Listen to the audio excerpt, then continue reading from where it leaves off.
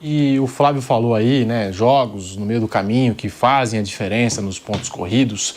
Puxando pelos confrontos diretos, Inter e Fortaleza, Inter e Ceará, o Inter, eu até puxei aqui, ele não perde jogando lá na capital cearense. Ele empata, ele ganha do Ceará. Sim, há pouco tempo, agora há poucas semanas. 2-1, e ele empata com Fortaleza lá. E ganhou dos dois jogando no Sul. E o Bragantino, puxando pelo confronto de hoje, o Inter ganha no primeiro turno do Bragantino em Bragança e hoje voltou a ganhar do Bragantino também. Há um jogo que a gente não chegou, não tocou aqui, falamos muito durante a jornada. O Santos ganha do Cruzeiro em Belo Horizonte. Sim, também. Foi o Cruzeiro que está se poupando? Tinha alguma coisa? Não. Então, esse jogo... O Ceará ganhou lá também. Mas olha que loucura. Esse jogo... O Ceará atrapalhou o Cruzeiro aí nessa briga. É, mas eu estou falando na salvação aqui, ó. O Santos, ele consegue... Ele ficaria com 44 pontos. Bom, até se salvaria... mas aí se ele perde do Cruzeiro, que era o natural 44, se salvaria porque o Ceará e o Fortaleza, mas não chegaria ao corte, a nota de corte de 45. E um detalhe aí sobre a vitória do Santos hoje, mais uma vitória do Santos no confronto diante do Cruzeiro, o Santos termina o Campeonato Brasileiro à frente do Corinthians, hein, Flávio? Sim. Que coisa, hein? Aliás, o Santos ganhou do Palmeiras também, né? Na Vila. E do Flamengo também. E do Flamengo. Eu cheguei a falar num determinado Palmeiras momento... com time reserva. A minha aposta Palmeiras na data FIFA. A minha aposta era de queda do Santos, mas aquele jogo contra o Palmeiras mudou tudo. E eu aqui quero me penitenciar, porque várias vezes eu falei, o Santos está ganhando só jogo errado. Não adianta ganhar do Palmeiras, não adianta ganhar do Cruzeiro, não adianta ganhar do Flamengo. Ele tem ganhado dos times lá de baixo. Ele perdeu pro Vitória na Vila, empatou com o Fortaleza na Vila. Isso aí, que eu falei, né? Olha, os times que o Vitória se salvou num golzinho no final, o Fortaleza... Mas no final da história, esses jogos aí meio aleatórios, né, que não era jogo para ele ganhar, acabaram servindo para que ele se salvasse. E o Ceará... Não é normal, hein, gente? Essa coisa de você ganhar do grandão lá, o América Mineiro caiu, ganhando de todos os times favoritos, ficaram na parte da tabela e acabou. Já o Ceará, ele cai, mesmo vencendo o Cruzeiro no Mineirão, ganhou do São Paulo no Morumbi, ganhou do Corinthians em Itaquera. O Ceará conseguiu alguns resultados fora, que são difíceis, independente do momento do São Paulo e do Corinthians. Não é fácil ganhar do São Paulo no Morumbi, do Corinthians em Itaquera. Jogos errados. Veio aqui ganhar e ganhou do terceiro colocado no Mineirão.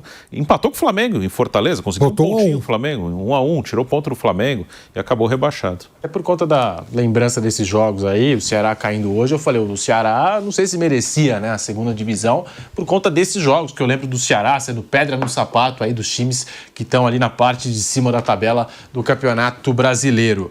E o Santos termina à frente do Corinthians na tabela do Campeonato Brasileiro, Piperno. O Corinthians, que campeonato O Santos é esse ganhou a Copa Transferban. Não, São Paulo que ganhou. São Paulo é verdade, São Paulo ganhou, é verdade. Ganhou a Copa Transferban. Copa Transferban. Mas vocês estão ignorando uma coisa. E para alegria de Flávio Prado, o Corinthians ainda tem chance de jogar a Libertadores. E se ele ganha a Copa do Brasil?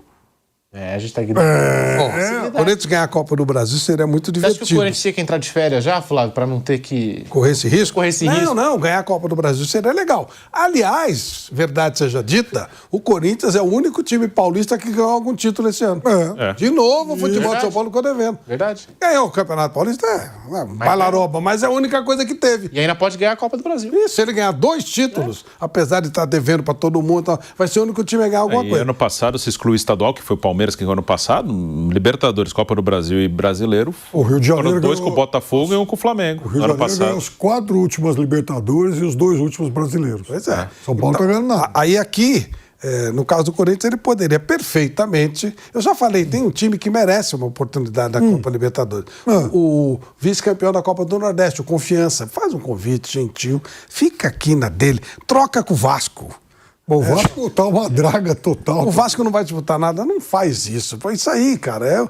Agora, ganha a Copa do Brasil, não precisa disputar Libertadores, pô. Pede uma licença, fala, olha, estamos com um problema e tal. Não estão enchendo o saco do Mirassol por causa do estádio? Faz uma obra lá no Itaquerão, fala que foi invadido por abelhas africanas, não pode receber jogo. Não. O Mirassol termina à frente de todos eles, né? Pois é. São Paulo, o melhor time de São Paulo é o Mirassol. E Santos. O Palmeiras, depois o Mirassol. Sim. Primeiro, que Palmeiras e Flamengo eu coloco em outro patamar, mas sim. Já que o Flávio tocou nesse assunto, né, com tanta eloquência, né, nesse tema Corinthians. Você que sempre disse aqui na programação do Jovem Pan que o Corinthians em Campeonato Brasileiro é café com leite, né? Sim, isso é verdade. Isso eu falo sempre. Então, eu não vou resistir à tentação de contar o episódio que ocorreu em Lima e na hora eu até mandei uma mensagem para o Flávio Prado. Eu encontrei lá um repórter de uma rádio peruana e o repórter, como é que tá o Brasil? Pá. E o Corinthians? Falei, o Corinthians tá mal, né? O Corinthians esse ano nem vai conseguir jogar Libertadores. Ele, não, Corinthians Libertadores não pode, não é do Corinthians e tal. Falei, olha, eu conheço no Brasil, eu trabalho no Brasil, um jornalista que pensa exatamente como você. O que eu fiz? Peguei o telefone e mandei uma mensagem para o Flávio na hora. Você tem a sua versão. Processá-lo por plágio. E agora o Flávio em espanhol vai poder falar, né, que é melhor o Corinthians ficar onde está. Essa história de competição aí, internacional, Libertadores, só brincadeiras à parte. Não faça o passo maior que a perna. Não é o seu patamar? Não faz. É isso, é só. Não é só a praia? Não faz. Fica quietinho e tal. Agora, ganhar a Copa do Brasil, tudo bem, pô. Acho improvável, né? Mas não é tão improvável assim também, hoje, viu? Você pode, né? Pô, do outro lado lá, Vasco e Fluminense, são alcançáveis. O Cruzeiro talvez seja um pouco mais difícil, mas também... O Fluminense terminou bem o campeonato. Terminou. O Fluminense do Zubeldia reagiu. O Botafogo também terminou, acho que com 10 jogos invictos. Sim, os dois do Rio, né? O italiano e o argentino aí. Brincadeiras à parte aqui, é claro que o Campeonato Brasileiro do Corinthians, do São Paulo, do Santos já falamos aqui bastante, né? Mas é um Campeonato Brasileiro que deixa a desejar, ainda mais quando você tem o Mirassol, com a folha salarial que saiu aí de 3 milhões de reais. Se você compara com esses times aí, 3 milhões de reais deve ser o salário do Memphis Depay, né? No São Paulo pega aí o Lucas Moura, mais alguns jogadores, deve dar os 3 milhões de reais. E o Mirassol com a vaga direta para a fase de grupos da Libertadores, Corinthians e São Paulo. O São Paulo pode conseguir, se der Cruzeiro ou Fluminense na Copa do Brasil, porque o São Paulo assegurou hoje a 8ª colocação. Troféu 8º lugar. E o Corinthians pode conseguir, é claro, se conquistar o título da Copa do Brasil. Mas é muito pouco, né? Muito pouco para os paulistas. Corinthians ou Vasco, né? Sim, você está falando só de São Paulo. Isso, falando só dos paulistas aqui, e isso que citou o Piperno é interessante, do domínio dos cariocas aí nas competições todas, né? Porque São Paulo está ficando sem nada aí nos últimos tempos. Sim. E o São Paulo, só um detalhe, estou vendo aqui, ele ficou em 8º, pode jogar uma Libertadores, você vê como tem vaga, né? São Paulo, ele teve mais derrota que vitória no campeonato. São 14 vitórias, 9 empates e 15 derrotas. Então o São Paulo, o resultado que mais aconteceu entre vitória e empate foi derrota. Ele perdeu 15, ganhou 14 e empatou 9. Né? Quase um turno inteiro só derrota. E ainda assim vai jogar, se o der o Fluminense ou o Cruzeiro, ainda joga uma Libertadores. Agora, gente, o cara em casa que está vendo a gente deve estar falando, mas esses caras estão falando do quê? Os primeiros 4 colocados, entre os primeiros 4, tem 2 times de São Paulo. Estão falando que o São Paulo foi mal. Tem o Palmeiras e o Mirassol. E aí Flamengo, Cruzeiro, aí depois vem os cariocas, né? Vem na sequência. A gente está falando no todo, né? E considerando o Mirassol como uma coisa espetacular, mas totalmente imprevista, né? E não era o pleiteante ao título. Os que deveriam ter feito a obrigação não fizeram. O Mirassol honrou muito o estado de São Paulo dessa vez, muito. Porque, assim, 23, campeão da Libertadores, Fluminense. 22, Flamengo. 22, Flamengo. Em 23, campeão brasileiro foi o Palmeiras. Em 22, campeão brasileiro é o Palmeiras. Aí você tem 24, o Botafogo levou... eu tô falando aqui dos 2 principais títulos, né? Que pra mim é campeonato brasileiro isso, e claro. Tem o Botafogo. Esse ano, Flamengo. Então, assim, se você para analisar, Palmeiras 22, 23, campeão brasileiro, Palmeiras que leva... Não. De 8 títulos, pegar de 22, 23, 24, 25, né? São 2 competições. É isso, tirando esses 2 brasileiros do Palmeiras aí, o resto é tudo carioca. De 8 títulos, o Flamengo ganhou esse ano Brasileiro, Libertadores, ganhou Libertadores 22. São 3, né, do Flamengo, entre Brasileiro e Libertadores, de 22 para cá. Sim. Botafogo, um Brasileiro e uma Libertadores, Fluminense, uma Libertadores. Sim. É isso, são 6 do Rio, dos últimos 8 das taças e os 2 brasileiros do Palmeiras. Que, na verdade, São Paulo, né? Que, na verdade, é o Palmeiras. Que é a tal história, o futebol brasileiro está sobrepondo, mas, na verdade, é Palmeiras e Flamengo, E aleatoriamente um Botafogo, aleatoriamente um Fluminense, se bem que essa aleatoriedade ela acaba refletindo aqui, né? Quando o Fluminense fica em quinto lugar, o Botafogo em sexto. Então, é um aleatório, entre aspas. E a se destacar o Bahia. Sim. Porque o Bahia, outro dia o Bruno estava fazendo essa comparação. O Bahia veio da segunda divisão. Primeiro ano ele quase cai, né? Agora já está em sétimo. Foi o 8º ano passado, 7º esse ano. Esse ano ele fez a melhor pontuação dele nos pontos corridos. O Bahia chega naquela rodada final de 2023 com a possibilidade de cair para a segunda divisão. Aí 24 ele vai oitavo. Isso. 25 ele fica em sétimo. Sexto, né? Não, sétimo. Ele vai, é claramente um time em ascensão. Claramente um time em ascensão. E o Cruzeiro, desde que voltou para a Série A, foi 14º, aí depois ele foi 9º e agora ele é 3º. Também está subindo. Desde, curiosamente, ele vira uma SAF, né? E a gente estava falando aqui dos cariocas contra paulistas, né? E dos títulos dos cariocas, né? Que dá 6-2 contra títulos paulistas, aí falando em Libertadores e Campeonato Brasileiro, puxando por Copa do Brasil, 22 deu Flamengo, 23 deu São Paulo, 24 deu Flamengo. E em 2025 nós temos 2 cariocas, né? Mas só um vai chegar na decisão porque é Fluminense e Vasco de um lado da chave. Então tem chance de título carioca também na Copa do Brasil. E se você parar para analisar que o Flamengo é o atual campeão brasileiro da Libertadores, atual campeão também da Copa do Brasil, porque a Copa do Brasil esse ano se estende, vai até próximo aí, né, do fim do ano, até o dia 21 de dezembro, o Flamengo aí é campeão, é o atual campeão de tudo, né, basicamente, que entrou para disputar. E a gente tem o Bahia, como citou o Flávio, que tem que ser elogiado, tem que ser destacado esse projeto do Bahia. O Rogério Ceni, no primeiro ano que ele chega, ele coloca o Bahia, deixa o Bahia na primeira divisão, né, salva o Bahia do rebaixamento, porque chegou naquela última rodada, Bahia, Vasco e Santos. Quem caiu foi o Santos. Sim. E aí já no ano seguinte ele coloca o Bahia na Libertadores e esse ano, mais uma vez, o Bahia na Libertadores. A única observação que eu faço em relação ao Bahia no Campeonato Brasileiro é o fato do Bahia ter dificuldades na condição de visitante. Se tivesse vencido mais jogos como visitante, estaria brigando pelo título nessa temporada. É um ponto que o Bahia tem que se atentar para o ano que vem. Mas dentro daquilo que até o Mourinho fala, de hierarquia do futebol, um ano você está na parte de baixo, aí no ano seguinte você está na parte de cima, aí já começa 8º lugar um ano, aí no ano seguinte 5º lugar, aí no ano seguinte 3º colocado. E o Bahia com esse projeto sólido, Grupo City, Rogério Ceni, eu gosto do Rogério, o elenco do Bahia é muito bom, eu acho que tem tudo para ser um candidato ao título aí já nas próximas temporadas. Esse ano só não foi porque vacilou muito fora de casa o Bahia. O desempenho fora é horroroso, assim. Ele é um dos melhores mandantes e um dos piores visitantes, assim. Ganhou, em casa ele ganhou do Palmeiras e do Flamengo, ele ganhou dos dois. E agora uma das poucas vitórias fora foi aqui com o Palmeiras também. Desculpa, Bruno. Uma outra observação que eu queria fazer, olhando aqui a tabela, você tem aqui o Bragantino, que tem uma estrutura, mas é muito mal administrado, eles contrataram os mestres de obra, né? não dirigentes. Então os caras estão fazendo estádio, mas o time é mal cuidado. Mas ele é um clube estruturado. Aí então exclui o Bragantino, com em 10º lugar. Aí você tem do 8º para baixo, você tem São Paulo, Grêmio, Atlético Mineiro, Santos, Corinthians, Vasco, Vitória, Internacional e os 4 que caíram. Aí você tem o Fortaleza, que eu acho que também está fora do lugar. Qual a expectativa que esses times deixam para os seus torcedores no ano que vem? Nenhuma. Você vê, São Paulo, Grêmio, Atlético Mineiro, Santos, Corinthians, Vasco, Vitória, Internacional. Aí o Ceará e o Fortaleza vai, mas... E aí Juventude e Sport que caíram. O problema não é nem você ter até conseguido alguma coisa, posições intermediárias. O problema é que o ano que vem, no máximo, eles vão estar nessas posições intermediárias de novo. E eu acho que tem camisa grande demais aqui para ser time de meio de tabela para baixo. Passado o Grêmio foi 14º, o Galo foi 12º, foi por aí também. Por aí.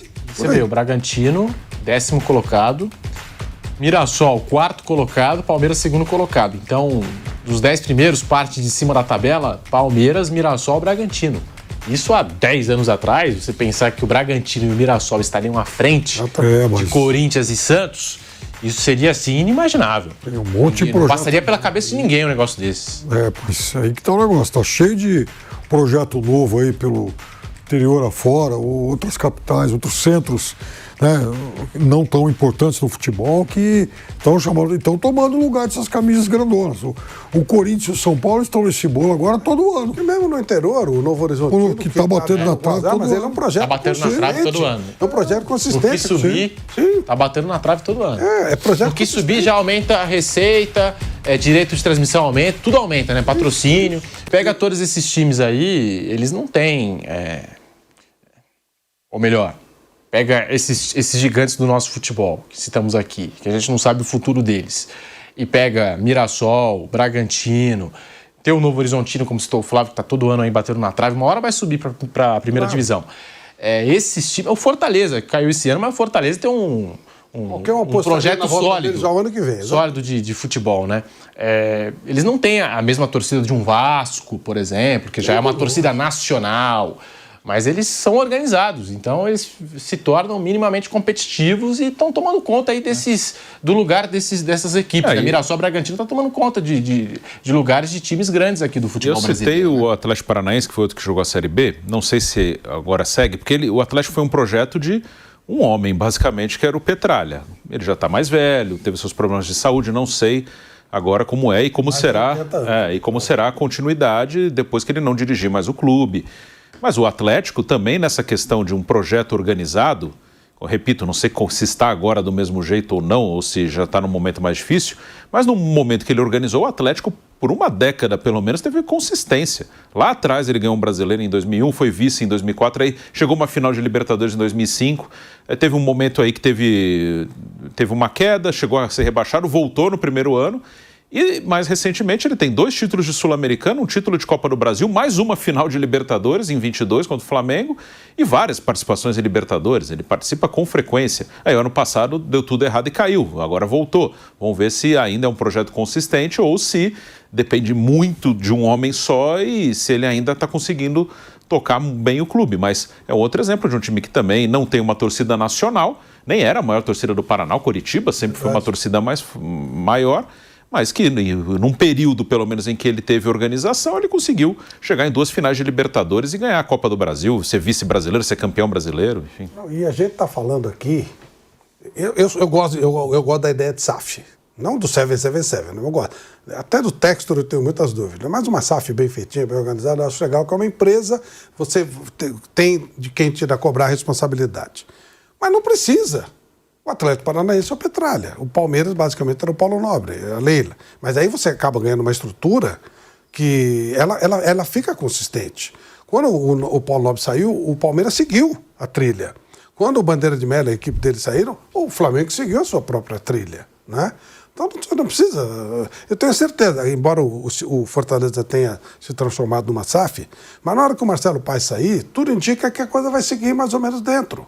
Agora já está se falando, por exemplo, na volta do Gagliotti, né? Se a Leila não fizer o terceiro mandato. Então, quer dizer, você vai criando um grupo que vai levando aquilo, ele vai seguindo. E esse grupo, se ele soubesse... O São Paulo faz isso muito bem.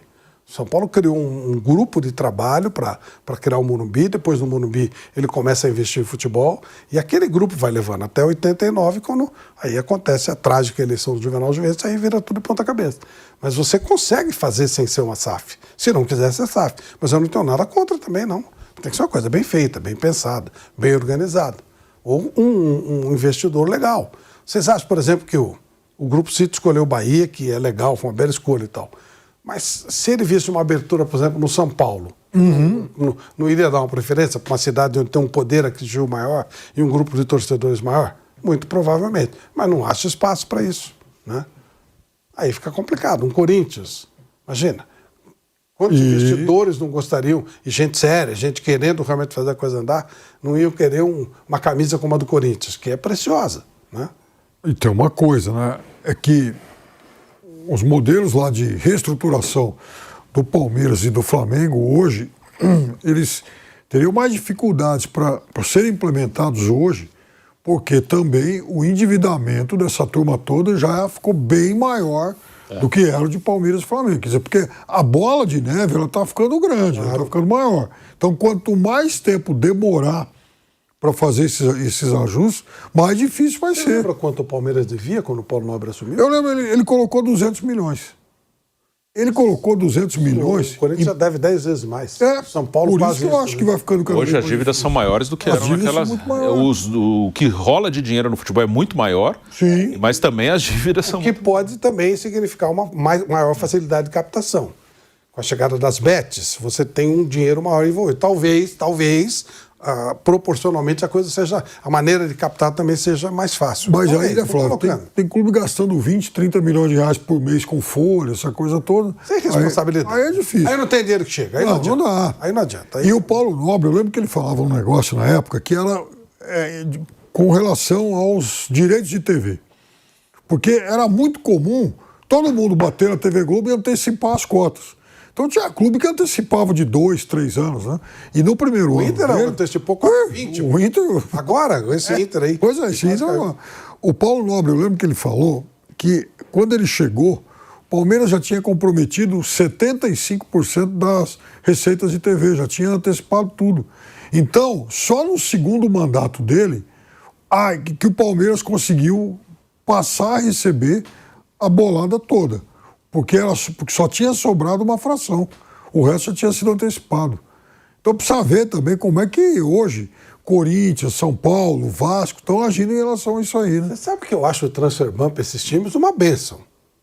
De verdade. Imagine o Corinthians com a caneta solta. O São Paulo com a caneta solta. O Santos com a caneta solta. É um perigo. O Ramos estava solto aí agora, hein? É um perigo. É ótimo não ter. Você lembra que a filosofia do atual presidente do Corinthians não é muito diferente dos outros, não. Lembra que ele falou, vamos correr para contratar o Vitinho porque vai entrar o transfer ban? Teve isso. Não foi seriedade, isso não é coisa séria. Vou correr fazer uma dívida enorme porque vai vir o transfer ban. Aí ele não conseguiu pagar o transfer ban, infelizmente não fez mais bobagem no Corinthians, porque pela ideia, pelo teaser, né? Pelo trailer do filme, o filme ia ser pesado. Então, é uma bênção até que o transfer ban vir. Agora tem uma outra coisa que a gente pode ter alguma esperança, e eu espero que seja uma coisa séria, que é essa história do fair play financeiro que a CBF está dizendo que fará. Não tenho certeza, mas seria outra bênção para os clubes.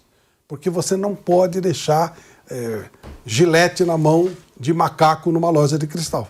Que é mais ou menos o que acontece com esses clubes. Lojas de cristal e aí dão uma gilete, né? E soltam um macaco na loja. Eles vão, vai derrubando tudo, vai quebrando, vai passando a gilete e tal. Tem que tomar muito cuidado com isso. Realmente criar uma responsabilidade. Não vai entrar macaco na loja de cristal. Não pode entrar. Pronto. Acabou. É isso. O Samir Chaldi conseguiu tocar em várias feridas aí, inclusive nessa questão do calendário, diminuiu, né, as datas dos estaduais, que eu achei uma novidade tanto para o ano que vem, porque a gente sabe como as federações elas têm poder dentro da CBF, nos bastidores da principal entidade do nosso futebol, e espero que ele faça algo a respeito do fair play financeiro já para a próxima temporada. Espero que ele faça algo. Vai dar um prazo enorme de adaptação, mas se você começa a ter alguma coisa, você já andou um pouquinho, né? Pelo menos andou um pouquinho.